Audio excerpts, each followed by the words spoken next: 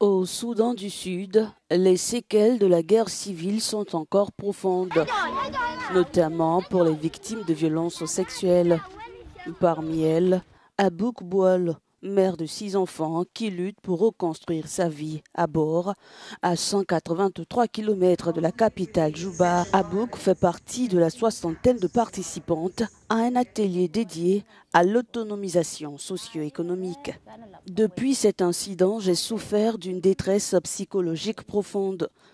La simple vue d'un homme m'effraie. J'ai eu beaucoup de mal à surmonter ce traumatisme. Je n'ai pas pu accoucher et je ne pouvais plus aller chercher du bois dans la brousse, ce qui rendait ma survie extrêmement difficile.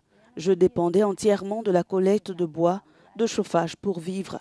Même pour cuisiner, je devais supplier d'autres femmes de m'en donner. Grâce à cet atelier de formation, des victimes comme Abouk ont retrouvé le sourire.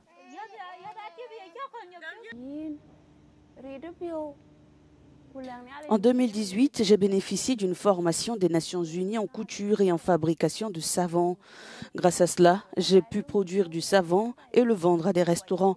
Petit à petit, j'ai pu subvenir aux besoins de ma famille, 5 garçons et une fille. J'appelle le gouvernement du Soudan du Sud à protéger les civils et à porter une attention particulière aux personnes déplacées par le conflit.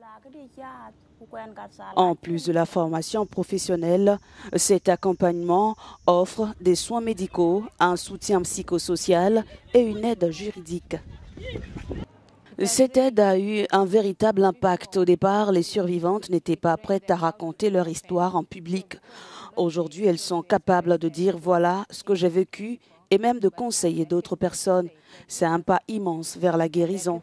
Ce projet, soutenu par le Fonds des Nations Unies pour la population, la mission de l'ONU au Soudan du Sud, vise à renforcer la résilience socio-économique des survivantes dans plusieurs régions du Soudan du Sud.